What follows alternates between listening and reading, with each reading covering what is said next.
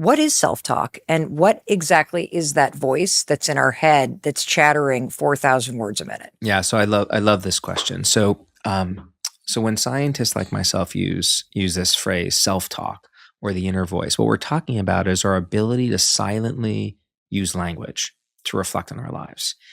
And it turns out that is a remarkable tool that we possess for navigating this crazy world. So let me flag 4 key functions that this ability to use language silently provides.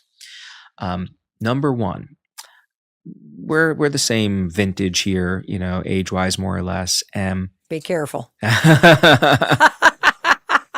When we were growing up, what would you do when you wanted to remember a phone number or a name? Well, if I didn't have a pen and couldn't write it down, I would repeat it over and over and over again. In your head? Yes. Yeah. So, or I'd come up with rhymes or to try to remember it. Right. So that's probably the most basic function that your inner voice serves for us. It's part of what we call our verbal working memory system. Wait, so that's what the basic of your inner voice is to help you remember things? That's one function it serves. Okay. So you could think of your inner voice as like a Swiss Army knife. Multi-purpose tool. It does many different things for you. So oftentimes death by 1,000 cuts. We're going to get there. Okay. We're going to get there. Don't you worry. So number 1, memorizing a phone number, repeating a phone number, repeating a name, going to the grocery store and asking yourself, what was I supposed to buy? Milk, cheese, yogurt. I guess I'm in the dairy aisle. But the whole point here is you're doing that silently, typically, not out loud. That's one thing your inner voice lets you do. Another thing your inner voice lets you do, simulate and plan. So you do a lot of presentations for as part of your job. You ever go over what you're going to say before you go on stage in your head? Always. Okay, that's your inner voice. You are silently rehearsing, preparing, simulating for what you need to do. You know what else I use that? I just realized when I'm packing for a trip.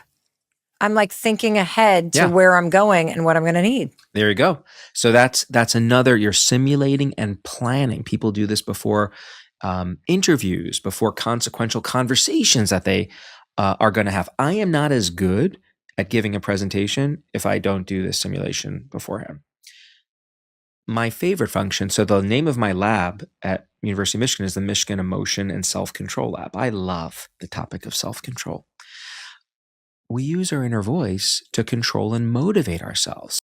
The 4th and final thing I want to flag here, to me, I describe this as the most magical feature of our inner voice. Your inner voice helps us make sense of this messy world that we live in. We are bombarded by things all the time that have the potential to lead us astray. We get rejected, we get into arguments, we experience anxiety about what may come. And when those different kinds of curveballs get thrown at us, what we do is we often stop and we try to, okay, how do we make sense of this so we could get back on track of living our lives? And we make meaning, we use our inner voice to try to make sense of our circumstances, to essentially create a story that helps us understand what we're going through and who we are. So your inner voice is actually shaping your sense of self. So if we just pause here and zoom out, your inner voice helps you do things as simple as reminding yourself what's on your grocery list and memorizing a phone number when you repeat it in your head, to simulating and planning for the future, to controlling and motivating yourself, to making meaning.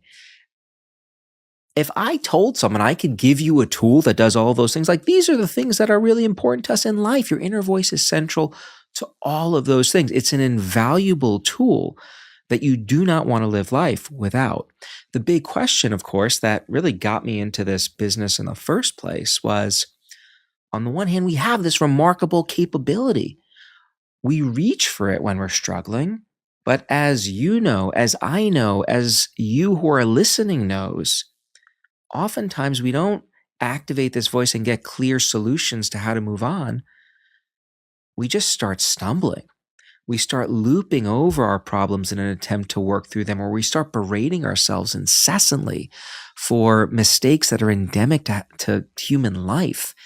And when that happens, I think that is one of the big problems we face as a species. And as I have said before, I say that not to scare or sensationalize. I say it based on what I know of the data, because if you look at what chatter, which I define as the negative manifestation of your inner voice, when it turns into that negative thought looping, that self-beratement, that just tanks us. It makes it hard for us to think and perform. It creates friction in our relationships, and it undermines our health and well-being. These are the things we care about in our lives. And so that's why I think it's just critical to address it. I have never heard anybody explain self-talk and that inner voice so elegantly and in a way that I actually get it. Well, thank you. I mean, it is truly remarkable when you take a 30,000 foot view and think about, what does our chatter look like? What does it sound like? What are some of the examples of negative self-talk that just show up again and again? I think hearing it from you would really validate it for me and for the person who's with us right now, because if we're reluctant to even be honest with ourselves and put it on paper, what can you validate based on the fact that this is your area of expertise? It's what you research, that you see over and over and over again, that are examples of negative self-talk. So there are three key forms. Number one, what I call rumination, which is going over the past, something you did in the past. You can't fix it, right? But you just keep turning it over and over in your mind. Why did I do this? Why didn't I do it that way? What implications might this have moving forward? So rumination is getting lost in this thought. It's a legitimate issue from the past, and you're trying to work through it, but you just keep turning it over and over. You're not making any progress. That's often a telltale sign of chatter. Legitimate issue. You want to work through it, but you don't make progress. So it could be like, just to give it even a more fine point, it could be that you really screwed up in a relationship and now you're telling yourself the one got away. Or you made dumb financial decisions. This was me. And now why did I do that? I should have started with my 401k like my father told me when I graduated from college, like like just hammering yourself into the ground. So you asked though, like, how does chatter manifest? Rumination about the past is one. Another one that will be familiar to everyone in the world, or most of us, is worry, right? We worry about the future. We think about the what ifs. We are what if machines. We can easily, what if this happens? What if that happens? And before you know it, life is over. Got it. So rumination, the first is the past. The second form of self-talk is getting stuck in a negative loop, talking to yourself about the future. And what's the third form? The third form that is very common to folks is this self-beratement, this kind of like, you idiot, how could you do this? You're worthless. So this kind of inner critic is another manifestation of it. We all have this capability of experiencing chatter at times. And just because you do doesn't mean there's anything wrong with you. Again, this is normative.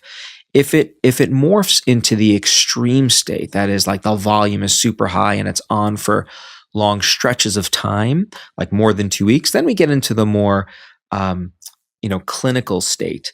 But what we're talking about here today is really, this is just true of human beings and how we operate. And again, a big, big part of what I hope to do in talking to you about this and sharing the science is to convey first and foremost that this is normal. This is just part of this messy world that we live in. We have these tendencies to slip into the states. That doesn't mean there's anything wrong with you. The opportunity, though, is to learn about what you can do to help yourself when you go down this path, if you don't want to stay on it. Ethan, what is the solution? I mean, now that you're exposing all the negative self-talk, I mean, is there a simple way to shut it up, or a magic wand you can wave in order to just silence all of this negative self-talk? Or is this a much more complicated thing that we need to take on? Well, there's not one simple thing that everyone can do. I don't like that answer. Yes, I'm sure you don't. But I'm going to give you, there are lots of simple things you can do. Is the way to think about it. I like that. Journaling was the one tool that alone moved the needle on people's anxiety. However, it was also the most infrequently used tool of all the tools we ask people about. How does that make sense? Yeah, why? It's effortful to sit down for 15 to 20 minutes and actually write. There's also a vulnerability to putting it out there. And so I think teaching people about that is really useful too, because that could be a powerful tool for folks. So do you have a favorite journal prompt that's helpful for starting the process of identifying your negative chatter? What is it? Yeah. Well, for me, it's like straight out of the pages of the literature. So I tell people to write about your deepest thoughts and feelings about whatever it is that's bothering you. Really let yourself go. Don't worry about punctuation or grammar. Write continuously for 15 or 20 minutes.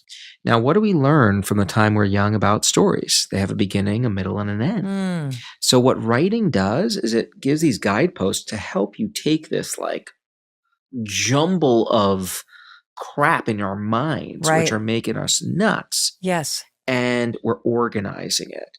And that's the beauty of what we call expressive writing. You've got like, I mean, I'm looking at 12 tools that you can use personally. Let me start with the first one. Use distanced self-talk.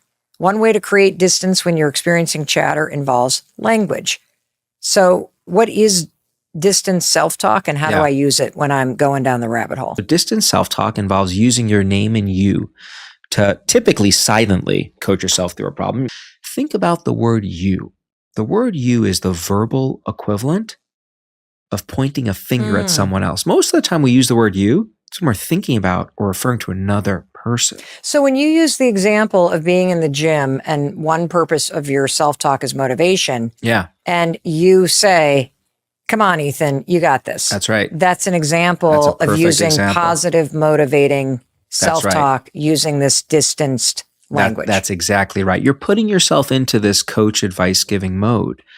You know, one of the other tools that you talk about that's very effective at helping you get a handle on the inner critic and this negative chatter that we have is rituals. Can you explain that? Yeah. So here's what we know about rituals. Rituals are relatively rigid sequences of behaviors that you perform them the same way each time, more or less. The key is you're doing the same thing in a sequenced order, in a rigid sequenced order the same way. Here's how this can help us. Chatter is often triggered when we don't feel like we have order and control. Things are just not under our control. You've written extensively about this, right? A ritual is under your control. You can perform that ritual the same way each time. And when you do, it leads to what we call, this is a mouthful, compensatory control. You're compensating for the lack of control you feel inside when your chatter is taking over by exerting control around you. I absolutely had no idea this is a technique that we reach for when our overwhelm and our minds get to be too much. You're compensating for the lack of control you feel inside by trying to exert order and control around you. And now that you know how this works, you can weaponize this. A really important take home for these tools. Different tools work for different people in different situations. How important of a role does environment play in self-talk being positive or negative? It can play a big role in a few different ways. So we already talked about how the way you structure your environment, how organized it is, can affect what's happening between your ears.